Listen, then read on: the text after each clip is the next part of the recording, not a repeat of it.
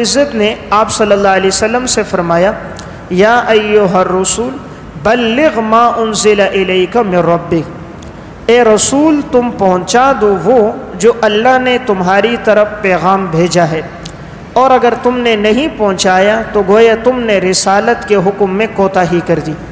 تو معلوم ہوا کہ اصل کام ہے دین پر عمل کر کے دین کی بات کو آگے پہنچانا، پھر اگر کوئی عمل نہیں کرتا تو اس بارے میں اس سے پوچھا نہیں جائے گا۔ تو اس آیت میں یہی پیغام ہے، تم خود ہدایت پہ رہو، اور اگر جو گمراہ ہو گیا تو الی اللہ مرجعکم جمیعا، تم سب نے اللہ کی طرف لوٹنا ہوگا، فینبئکم بما کنتم تعملون، اللہ تم سب کو خبردار کر دے گا جو تم دنیا میں عمل کرنے والے ہو۔ یعنی مسلمان کے ذمے دو چیزیں ہیں، عمل خود بھی کرنا ہے، دوسروں کو دعوت بھی دینی ہے۔ حضرات صحابہ اکرام کی زندگی میں یہی بات تھی، جب وہ لوگ اسلام لے کر آئے ہیں تو وہ گھر میں نہیں بیٹھے، پھر وہ لوگ نکلے ہیں اور انہوں نے دعوت دی ہے اور لوگوں کو دین کی طرف بلایا ہے۔ حضرت ابوبکر صدیق رضی اللہ تعالیٰ عنہ جب اسلام لے کر آئے تو پہلے دن آپ نے دعوت دینا شروع کی تو آپ کی دعوت پر 6 آدمی مسلمان ہوئے۔ ان میں حضرت سعد بن ابی وقاص، حضرت عثمان بن عفان رضی اللہ تعالیٰ عنہ جیسے جلیل القدر صحابہ بھی ہیں۔ تو صحابہ اکرام نے اس حکم پر خوب عمل کیا ہے۔ اللہ نے دعوت میں بڑی تاثیر رکھی ہے۔ یہ اس وقت تاثیر ہوتی ہے جب 3 شرائط پائی جائیں۔ نمبر 1 بات حق ہو، نمبر 2 طریقہ کار حق ہو، اور نمبر 3 نیت حق ہو۔ جب بھی یہ 3 باتیں پائی جائیں گی تو ضرور دعوت میں تاثیر ہوگی۔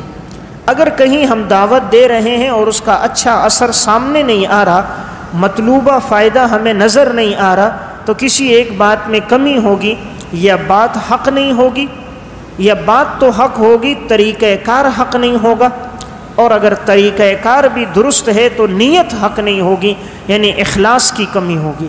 جب بھی یہ تینوں باتیں ہوں انشاءاللہ نتیجہ ضرور سامنے آتا ہے۔ انبیاء علیہ السلام کی دعوت میں تاثیر کیوں تھی؟ اس کی بنیادی وجہ جو ہمیں نظر آتی ہے، نمبر 1 انبیاء علیہ السلام نے کبھی اپنی دعوت پر کبھی اجرت نہیں لی۔ لا اسألکم علیہ اجرا، ہر نبی نے جب پیغام پہنچایا تو کہا میں تم سے کوئی اجرت طلب نہیں کرتا۔ کبھی کسی نبی نے معاوضہ نہیں مانگا، پیسے نہیں مانگے، اجرت نہیں لی۔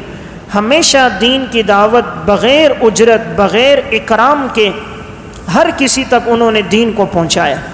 جب ہماری نیت میں یہ بات آ جائے کہ مجھے اجرت ملے گی، یا فلاں جگہ میں جاؤں گا دعوت دوں گا وہاں میرا اکرام اچھا ہوگا، یا میری آؤ بھگت ہوگی، یا میری عزت زیادہ ہوگی، تو پھر بات سے تاثیر ختم ہو جاتی۔ آج ہم کہتے ہیں فلاں نے بہت اچھا بیان کیا، بہت اچھا پیغام پہنچایا، مجمع پہ اثر کیوں نہ ہوا؟ اس لیے کہ وہاں نیت میں کمی آ جاتی۔ اس لیے انبیاء کی دعوت میں پہلی چیز کیا تھی؟ لا اسألکم علیہ اجرا۔ نبی کبھی بھی اپنی دعوت پر کسی قسم کی اجرت کا مطالبہ نہیں کرتا تھا۔ نمبر 2 تاثیر اس لیے ہوتی تھی کہ نبی ہر وقت دعوت دیتا تھا۔ صلحاء، انبیاء، صحابہ ہر وقت دین کا پیغام دیتے تھے۔ ہم نے دین کی دعوت کو محدود کر دیا، یعنی اگر کوئی اللہ کے راستے میں نکلا ہے تو اس وقت تو وہ دعوت دیتا ہے، اپنی نجی زندگی میں، اپنی گھر کی زندگی میں، علاقے کی زندگی میں دعوت نہیں دیتا۔ حالانکہ دعوت کا کام ہر وقت ہے، ہر دن ہے، 24 گھنٹے ہے، چاہے علاقے میں ہو یا باہر ہو۔ تو ہم نے دعوت کے وقت کو محدود کر دیا، اس لیے تاثیر کی کمی ہے۔ تو وقت محدود نہیں ہوگا، جو بھی وقت ہو اس میں انسان نے دعوت دینی ہے، بس صرف یہ نیت کر کے کہ میرا پیغام پہنچے اور وہ اس پر عمل کرے۔ تیسری ایک اہم بات یہ ہوتی تھی، انبیاء علیہ السلام جو دعوت دیتے تھے پہلے عمل کر کے دعوت دیتے تھے، اور جب عمل کے بعد بات آگے پہنچائی جائے تو اس میں تاثیر ہوتی ہے۔ آج ہم دعوت دیں کہ بھئی آؤ نماز پڑھو، لیکن خود نماز کا وقت ہے اور میں مسجد میں نہیں آ رہا، ہر شخص کی نگاہ میرے اوپر ہے کہ یہ داعی ہے اور اس کا اپنی دعوت پر خود عمل نہیں۔ ہم دعوت دے رہے ہیں دین کی، لیکن ہمارے معاملات ٹھیک نہیں ہیں، قرضہ لیتے ہیں واپس نہیں کرتے، معاملہ کرتے ہیں دھوکہ دیتے ہیں، خیانت کرتے ہیں لوگوں کے ساتھ، فراڈ کرتے ہیں، تو ہماری دعوت میں تاثیر نہیں رہتی۔ انبیاء علیہ السلام پہلے عمل کرتے تھے پھر دعوت دیتے تھے، اس لیے ان کی دعوت میں تاثیر ہوا کرتی تھی۔ چوتھی چیز، انبیاء علیہ السلام کی زندگی میں، صحابہ کی زندگی میں تحمل اور برداشت بہت تھا۔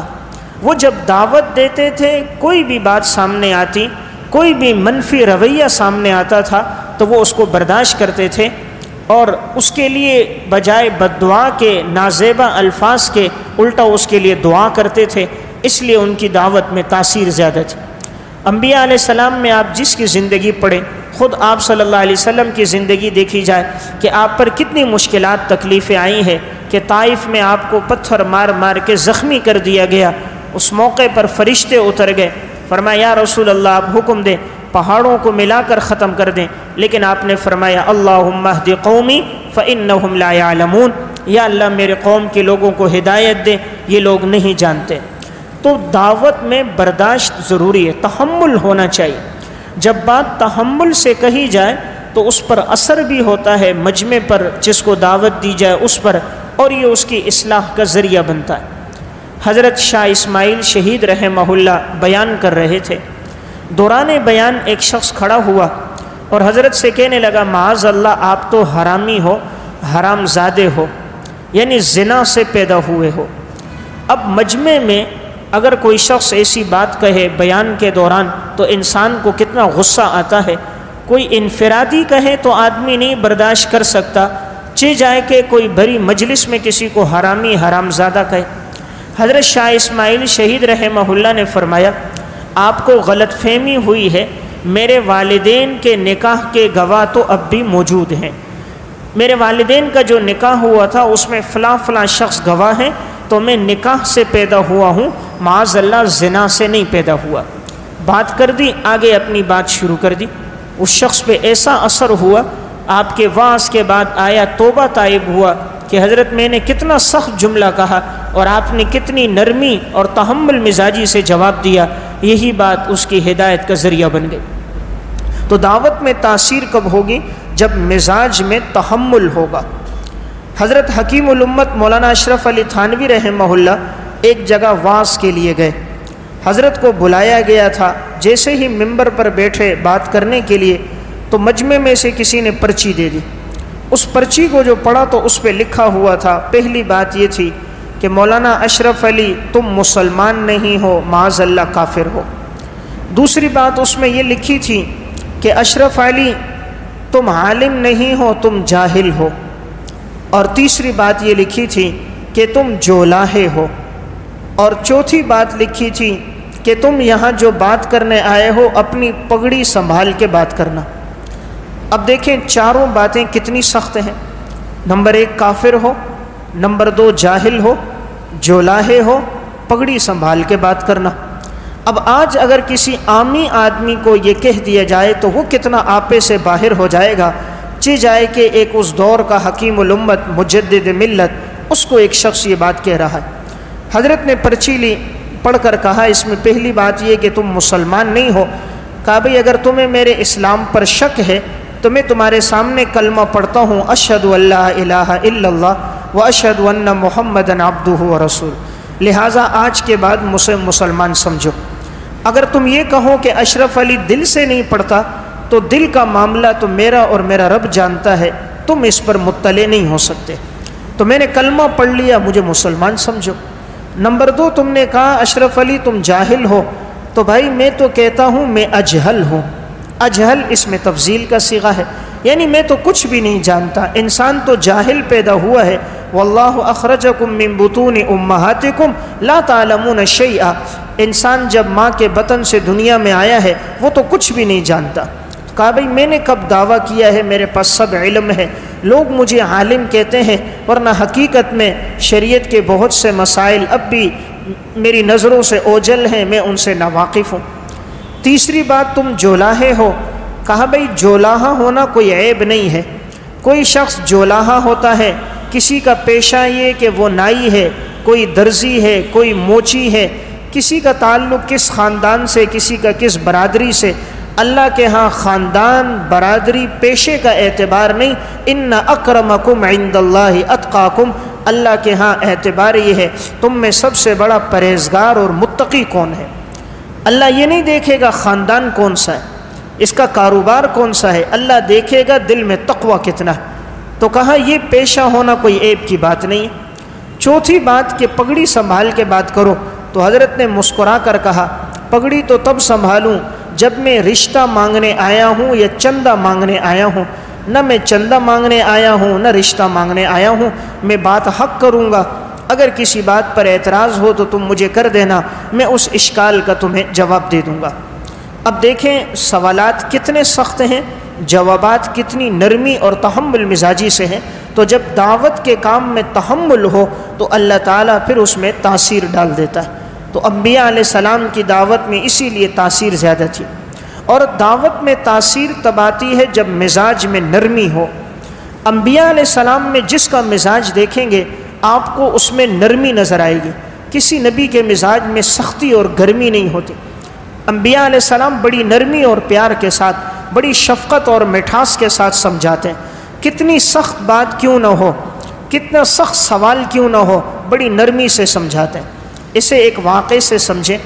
ایک نوجوان مسلمان ہوا، آپ صلی اللہ علیہ وسلم کے پاس آیا اور آ کر حضور سے کہنے لگا کہ یا رسول اللہ مجھے زنا کرنے کی اجازت دیجیے۔ اب مطالبہ کس سے کر رہا ہے؟ امام الانبیاء سے۔ کہاں کر رہا ہے؟ مسجد نبوی میں۔ اور گناہ کون سا؟ زنا۔ اب آج اگر ہم سے کوئی پوچھ لیتا، ہم کہتے ہیں ہاتھ پکڑ کے مسجد سے نکالو، بے شرم آدمی ہے، بے غیرت ہے، اسے آداب کا پتہ نہیں، مسجد میں آ کر کہتا ہے مجھے زنا کی اجازت دے دو۔ لیکن آپ صلی اللہ علیہ وسلم امت میں شفیق اور مہربان تھے، آپ کے دل میں امت کا درد تھا، آپ نے اسے قریب بلایا، قریب بلا کر کہا یہ بتاؤ کیا تم یہ پسند کرتے ہو کہ تمہاری والدہ کے ساتھ کوئی شخص یہ حرکت کرے؟ اس نے کہا یا رسول اللہ میں نہیں برداشت کرتا۔ آپ نے فرمایا کیا تم یہ گوارا کرتے ہو کہ تمہاری بیٹی اور بہن کے ساتھ کوئی زنا کرے؟ کہا یا رسول اللہ نہیں کرتا۔ آپ نے پھر اور رشتے گنوائے، کیا تم اپنی خالہ کے ساتھ، پھوپھی کے ساتھ، اپنی اہلیہ کے ساتھ یہ گوارا کرتے ہو کہ کوئی زنا کرے؟ اس نے کہا یا رسول اللہ میں نہیں گوارا کرتا۔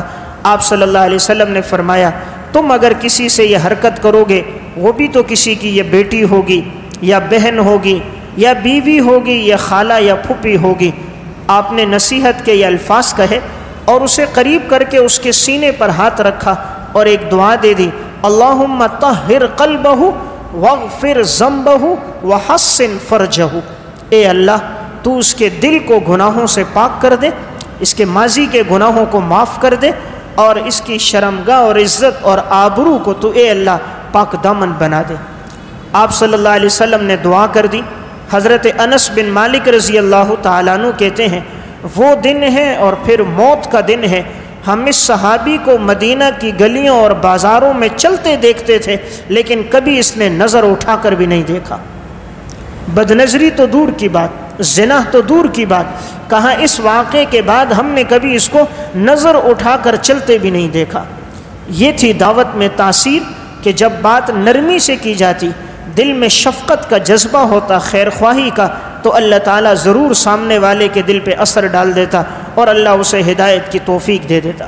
تو قرآن کریم میں اللہ یہاں ہمیں حکم یہ دے رہا ہے ایمان والو تم نے دعوت دینی ہے، خود بھی ہدایت پہ رہنا ہے۔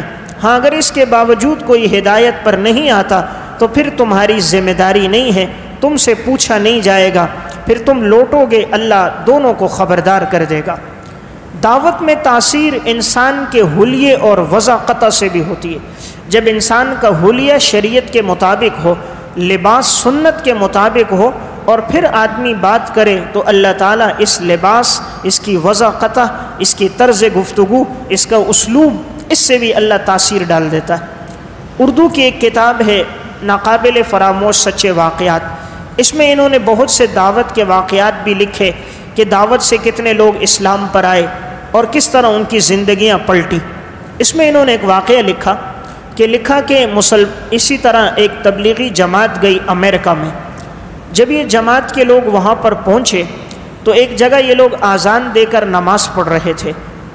نماز جیسے ہی ختم ہوئی تو دو شخص آئے، اور آنے کے بعد ان کی کمر پہ ہاتھ پھیرنے لگے اور پھر ہاتھ پھیر کر اپنے ہاتھوں کو چومنے لگ گئے، ان کا بوسہ لینے لگ گئے۔ کسی نے پوچھا کیوں؟